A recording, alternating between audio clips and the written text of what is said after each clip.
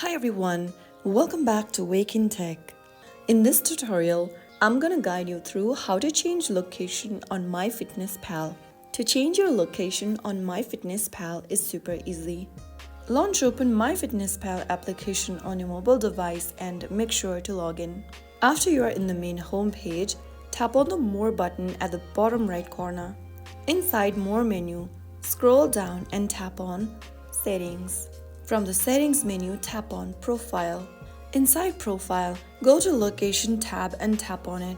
Now you can change your location by selecting from the toggle menu. After choosing your location, tap on the tick mark at the bottom right, and that way you have successfully changed your location on MyFitnessPal. So that's how you easily do it. I hope the tutorial was helpful.